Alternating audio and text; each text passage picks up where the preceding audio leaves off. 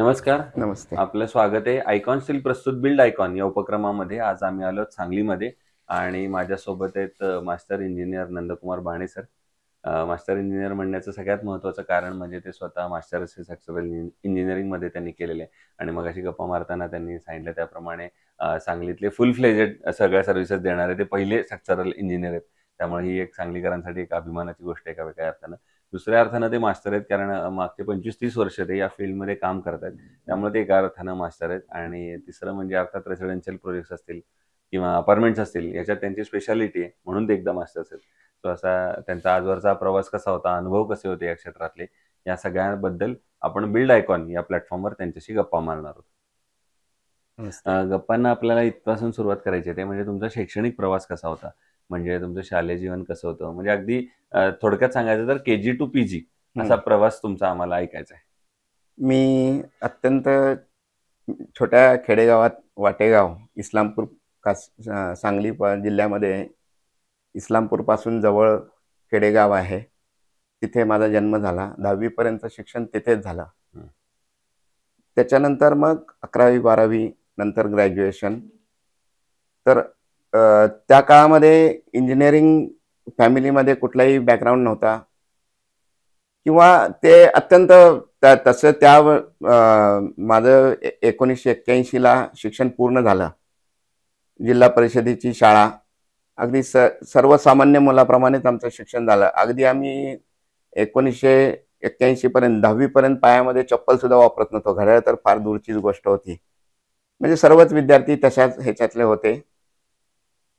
मग त्याच्यानंतर ग्रॅज्युएशन केलं. त्यावेळेला इथे मला शक्य नाही झालं ॲडमिशन केलं. त्यावेळेला फक्त वालचंद कॉलेज आणि कराड इंजिनिअरिंग कॉलेज एवढी 2च कॉलेज होती. बेळगावला गोगटे इन्स्टिट्यूट ऑफ टेक्नॉलॉजी हे उत्तम कॉलेज आहे हे मला माहिती होतं, म्हणून मी तिथे ॲडमिशन घेतलं. अत्यंत चांगल्या दर्जाचं तिथे आमचे प्रिन्सिपल होते KS विश्वनाथ. अत्यंत चांगल्या पद्धतीने आम्हाला त्यांनी स्ट्रक्चर्स आणि ह्या विशेष डिग्रीमध्ये सुद्धा शिकवला. त्याच वेळेला मला स्ट्रक्चरल इंजिनिअरिंग या विषयामध्ये खूप म्हणजे आवड निर्माण झाली आणि मी त्याच वेळेला ठरवलं होतं की भविष्यात आपण स्ट्रक्चरल इंजिनिअरिंगमध्येच सर्व्हिसेस द्यायच्या आहे. मी फ्रॉम द फर्स्ट डे मी ते तसं ठरवलेलं होतं.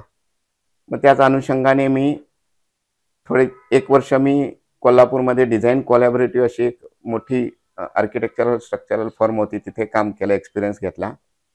आणि त्या काळामध्ये कॉम्प्युटर एडेड स्ट्रक्चरल इंजिनिअरिंग मला शिकायचं होतं. तर मला माहिती मिळाली पुण्यामध्ये शहासाहेब त्यांनी एक इन्स्टिट्यूट सुरू केले की तिथे कॉम्प्युटराइज स्ट्रक्चरल ॲनालिसिस वगैरे ते शिकवतात. म्हणून मी पुण्यामध्ये गेलो, पण दुर्दैवाने त्यांची ती अकॅडमी पुढे काही सुरू झाली नाही आणि मी त्या दरम्यान मला चांगली अपॉर्च्युनिटी मिळाली. म्हणजे BG शिर्के कंपनीमध्ये मला काम करता आलं.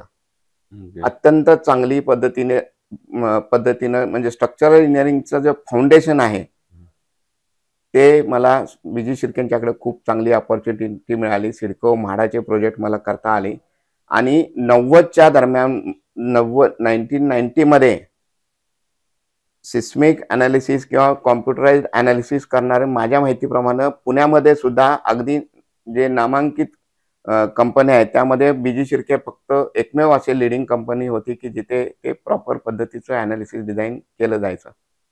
तिथे मला खूप चांगला अनुभव मिळाला. त्यानंतर मी थोडं पुण्यामध्ये YS साने सरांचं नाव खूप मोठं होतं. त्यांची पण फर्म खूप मोठी होती. तर मी ठरवलं की तिथेही आपण त्यांच्याबरोबर वेगळ्या पद्धतीचा अनुभव घ्यायचा. तिथेही मला खूप चांगलं काम करायला मिळालं.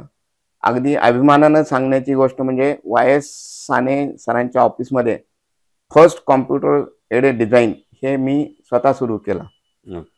त्या दरम्यान हे सॉफ्टवेअर आमचा पगार होता ₹1000-1200 आणि त्या दरम्यान BG शिर्केंच्याकडे जे सॉफ्टवेअर वापरली जायची त्या सॉफ्टवेअरची किंमत ₹60,000 होती आणि कॉम्प्युटरची किंमत त्या काळामध्ये भरपूर होती, 1 लाख वगैरे होती किंमत.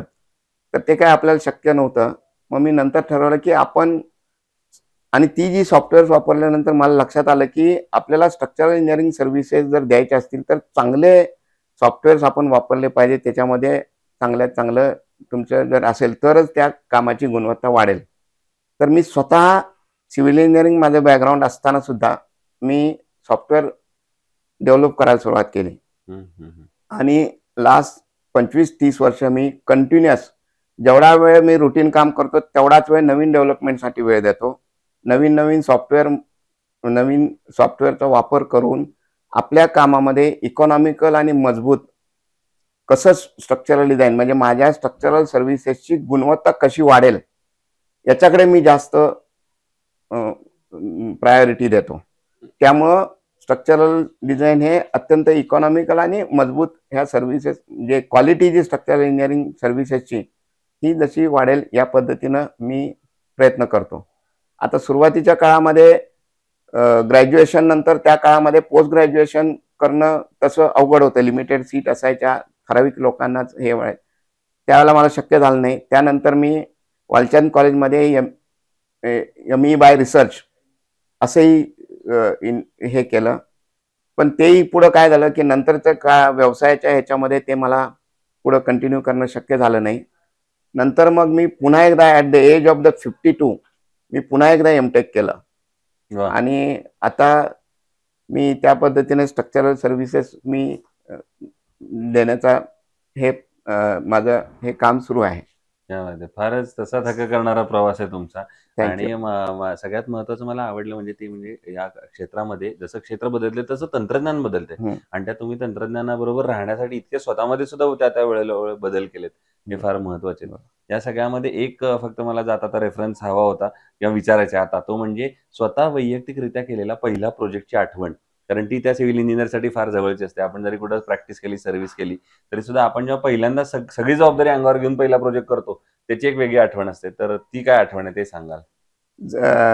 मी तसं व्यावसायिक परिवारामध्ये कुठलाही बॅकग्राऊंड किंवा असं नव्हतं, तरी सुद्धा मी ग्रॅज्युएशन करत असताना 3rd इयरमध्ये माझ्या बहिणीचं घर बांधायचं म्हणजे योग आला. तर त्याच्यामध्ये स्वतः मी 3rd इयर इंजिनिअरिंगला असताना स्वतः आर्किटेक्चरल प्लॅनिंग, स्ट्रक्चरल डिझाईन आणि एक्झिक्युशन हे सगळं मी स्वतः केलं. त्यामध्ये मला खूप मोठा अनुभव आला. नंतर मग ग्रॅज्युएशन नंतर मग त्यावेळेची तर परिस्थिती अत्यंत बिकट होती. स्ट्रक्चरल सर्व्हिसेस देणाऱ्यांना काम तर अजिबात मिळत नव्हतं. एक जण कराडमध्ये एक जण हे होते, इंजिनियर असे होते, त्यांनी मला सांगितलं ठीक आहे तुम्हाला मी काम देतो, कोल्हापूरला तुम्ही जाऊन एक काम आहे तुम्ही करा. तर मी कोल्हापूरमध्ये जाऊन ते काम घेऊन आलो. ते काम करून परत दिलं कोल्हापूरला जाऊन. आणि नंतर मग त्यांना एक थोड्या दिवसानंतर फी मागितली. तर मी त्याला 1700 रुपये फी सांगितली. तर त्यांनी मला सांगितलं एवढी फी असती तर मी तुम्हाला काम दिलंच नसतं. बापरे. म्हणजे ते फी मागण्यासाठी 4 हेलपाटे. आणि अशा पद्धतीने आमची सुरुवात झाली. पण सुदैवाने मला नंतर माझं काम चांगले प्रोजेक्ट मला मिळाले. मला अण्णासाहेब डांगे इंजिनिअरिंग कॉलेजचं काम करता आलं, जे मगदूम इंजिनिअरिंग कॉलेजचं काम करता आलं. असे बरेच चांगले प्रोजेक्ट्स मला नंतर हळूहळू करत मिळाले. आणि सांगलीमध्ये मला खूप चांगला, सांगलीकरांचा मला खूप चांगला ॲज अ सर्व्हिसेस देताना खूप मला चांगला सपोर्ट मिळाला. त्यामुळे मी आत्तापर्यंत जवळपास 14,000 पेक्षा जास्त प्रोजेक्ट मी करू शकलो. आणि त्यामध्ये मी दिवसेंदिवस माझ्या कामाची गुणवत्ता कशी वाढेल असंच मी सतत प्रयत्न करत असतो. हा जसा एक प्रवास तुम्ही आता सांगितला, तर पहिला प्रश्न जो जिथं आपण सुरुवात केली चर्चेला ते म्हणजे तंत्रज्ञानाचा. तर या तंत्रज्ञानाची आता तुम्हाला आजच्या काळात कशी मदत होते आणि तुम्ही कसा वापर करून घेता सॉफ्टवेअरच्या सगळ्या साईडनं? नाही, तंत्रज्ञान स्ट्रक्चरल इंजिनिअर किंवा सर्व्हिसेसमध्ये टेक्नॉलॉजी आणि कॉम्प्युटरायझेशन किंवा ह्याच्याशिवाय तुम्ही कामच करू शकत नाही. हल्ली आता कॅल्क्युलेटर तर मी गेले 5-10 वर्ष मी वापरत सुद्धा नाही. कॉम्प्युटराइज आज त्याच्याशिवाय तुम्ही सर्व्हिसेस देऊ शकत नाही. Day by day Naveen technology येत असते, नवीन सॉफ्टवेअर्स येतात. त्या सर्वांशी तुम्ही अवगत राहिलंच पाहिजे. अदरवाईज तुम्ही सर्व्हिसेस नाहीच देऊ शकत. बरोबर. दुसरं, आता तुम्ही जसं हे क्षेत्र इतकं बदलताना बघताय, तसं या क्षेत्रामध्ये मला वाटतं की एक घटक बदलला नाही, तो म्हणजे कामगार. आणि ते म्हणजे त्यातले अकुशल कामगार. अनस्किल्ड लेबरचं पर्सेंटेज या क्षेत्रामध्ये खूप आहे. तर त्याबद्दल काय तुमचं मत? पण जसं मी म्हणालो, की माझा सतत प्रयत्न असतो, की आपल्या सर्व्हिसेसबद्दल क्वालिटी इम्प्रूव्ह व्हावी. पण दुर्दैवाने मी बघतोय, की इथले या ह्याच्यामध्ये जे कामगार असतील किंवा ह्याच्यामध्ये अ, कुशल किंवा अकुशल, कुशलमध्ये सुद्धा आपल्या कामाची गुणवत्ता सुधारण्यामध्ये खूप कमी कल दिसून येतो. हं, हं. म्हणजे आपण फक्त पैसे कसे जास्तीत जास्त मिळतील या उद्देशानेच बरंचसं याकडे जास्त ओढा आहे. तर याच्यामध्ये सगळेच या चेनमध्ये सगळेच लोक बॉटम टू टॉप या सर्वांनी प्रयत्न केले पाहिजे, की आपल्या कामाची गुणवत्ता कशी सुधारली पाहिजे. बरोबर. आणि त्याच्यामध्ये साधं एक उदाहरण झालं, इकॉनॉमी जर तुम्हाला करायची असेल तर माझ्या माहितीप्रमाणे बार बेंडिंग शेड्यूल हे सांगलीमध्ये कुठेही वापरलं जात नाही. मी बीजी शिर्केंच्याकडे मी काम करत होतो. साईटवरती जाताना समजा 10 फूट बाय 10 फुटाचा स्लॅब आहे, तर त्याला एवढे एवढे बार लागतील, ते या शेपचे लागतील, तर तेवढेच साईटवरती 10 लागणार तर 10 नग साईटवरती डिलिव्हरी केली जात होती. वा. त्यामुळे तिथे मोर दॅन 10-15% तुमचं सेव्हिंग होत होतं तिथं.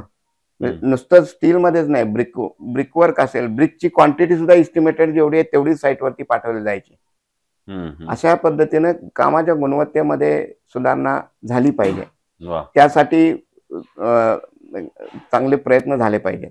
बरोबर आहे. ही जशी एक गुणवत्ता आहे, आता मी त्याच्यापेक्षा एका वेगळ्या प्रश्नाकडे येणार आहे. तो म्हणजे सांगली जिल्ह्याच्या विकासाचं व्हिजन. एक तुम्हाला मास्टर इंजिनियर म्हणून असं जर विचारलं किंवा इतके वर्ष सांगली तुम्ही काम करताय म्हणून आणि अर्थात तुम्ही मोठ्या मोठ्या प्रोजेक्ट्सवर सुद्धा काम केलंय, तर तुम्हाला काय वाटतं कुठल्या क्षेत्रामध्ये आता जास्त वाढ झाली पाहिजे सांगलीमध्ये, तर सांगलीचा एक सर्वांगीण विकास होईल? आता सर्वांगीण विकासाचं आता हा सिव्हिल इंजिनिअरिंग सोडून वेगळा विषय आहे. मी तुम्हाला पण इंजिनिअरिंगच्या अँगल मधनं तो हवाय. सर्वसामान्य म्हणून पेक्षा इंजिनियर म्हणून आम्हाला या प्रश्नाचं तुमच्याकडे व्ह्यूज हवेत. सर्वांगीण विकास होण्यासाठी असेल तर इथल्या लोकांची बाईंग कॅपॅसिटी वाढली, म्हणजे पर्चेसिंग पॉवर वाढली पाहिजे. त्यासाठी या भागामध्ये इंडस्ट्रीयल ग्रोथ असेल, इतर सर्व्हिसेस असतील किंवा ॲग्रिकल्चर ह्याच्यामध्ये खूप मोठी चांगली जर डेव्हलपमेंट झाली, त्याच्यासाठी इन्फ्रास्ट्रक्चर जर चांगलं झालं, तर लोकांची ज्यावेळेला बाईंग कॅपॅसिटी ज्यावेळेला वाढेल त्यावेळेला ऑटोमॅटिकली इन्फ्रास्ट्रक्चरमध्ये सुद्धा सिव्हिल इंजिनिअरिंग प्रोजेक्ट्स ऑटोमॅटिकली त्याच्यामध्ये वाढतील. त्याचप्रमाणे त्या लोकांच्या गरजाही वाढतील. चांगल्या पद्धतीनं त्यांचं लिव्हिंग स्टँडर्ड राहावं, ह्याकडे त्यांच्याकडे स्वतःचं घर असावं किंवा या दृष्टीनं प्रत्येकाचं आणि त्याच्यात तेही चांगल्यात चांगलं असावं, अशा पद्धतीने ते ऑटोमॅटिकली त्याच्यामध्ये ते होतील. बरोबर. दुसरं, कन्स्ट्रक्शन मध्ये एक स्टील निवडताना काय पॅरामीटर्स बघितले पाहिजेत असं तुम्हाला वाटतं? आता स्टीलमध्ये स्टीलची गुणवत्ताही बघितली पाहिजे, त्याच्या केमिकल प्रॉपर्टीज बघितल्या पाहिजेत. रस्टिंग प्रॉपर्टीज, रस्टिंग कमी असलं पाहिजे. त्याचप्रमाणे त्याचं सायझेस बरोबर असले पाहिजे, म्हणजे त्याचा डायमीटर प्रॉपर पाहिजे, वेट बरोबर पाहिजे, त्याचं बेंडिंग टेस्ट पाहिजे, इलॉंगेशन प्रॉपर असायला पाहिजे. अशा केमिकल प्रॉपर्टी त्याच्यावरती जे समजा अँकरिंग बॉन्ड स्ट्रेस त्याची वाढेल, याच्यासाठी त्याच्यावरती त्याचं जे वरती जे ग्रीप असते ती असली पाहिजे. अशा अनेक गोष्टी आहेत की ते महत्वाचे आहेत. आणि आता एक अवघड प्रश्न म्हणजे आतापर्यंत केलेला हजारो प्रोजेक्ट मधला जर एकच प्रोजेक्ट निवडायची वेळ आली की जो तुमचा आयकॉनिक प्रोजेक्ट असेल, तर तो कुठला सांगाल? मला आष्टा इंजिनिअरिंग कॉलेजचं काम करायला खूप आनंद होता. त्याच्यामध्ये मला खूप चांगली संधी मिळाली. अगदी आम्ही ते प्रोजेक्ट अत्यंत इकॉनॉमिकल याच्यामध्ये आणि मजबूत असा तो केलेला होता. आणि आयकॉन स्टील तुम्ही कोणी वापरलंय का आजपर्यंत? बऱ्याच प्रोजेक्टला वापरलं जातं, पण एक्झॅक्टली असं या प्रोजेक्टला असं काही नाही. बरोबर. आणि आता अगदी शेवटचा प्रश्न, ते म्हणजे या फील्डमध्ये आता जे नवीन तरुण इंजिनियर्स येत आहेत त्यांना तुम्ही एक सिनियर म्हणून, इतक्या वर्षाचा अनुभव म्हणून काय सल्ला द्याल? तुम्ही खरं तर आता स्पष्टपणे सांगायला हरकत नाही, नवीन पिढीमध्ये थोडं कष्ट करण्याची क्षमता जरा कमी दिसते, इंटरेस्ट कमी दिसतो कष्ट करण्याच्या दृष्टीनं. कन्सिस्टन्सी नाही आहे, पेशन्स नाही आहेत. लवकर तुम्हाला अर्ली सक्सेस पाहिजे, त्याच्यासाठी ते प्रयत्न करतात. आणि आपल्या विश्वास ठेवायला पाहिजे. आपल्या कामाची गुणवत्ता सुधारण्यामध्ये जास्तीत जास्त प्रयत्न करावा. भले तुम्हाला कमर्शियली तेवढं जरी सक्सेस नाही जरी मिळाला, शॉर्ट टर्म गेनच्या मागे न लागता लॉंग टर्म तुम्हाला कसं तुमच्या ह्याच्यामध्ये आणि पैसे किती मिळवता ह्याच्यापेक्षा तुम्ही तुमचे जे काम करता त्याच्याबद्दल तुम्हाला आनंद असला पाहिजे आणि समाधान असलं पाहिजे.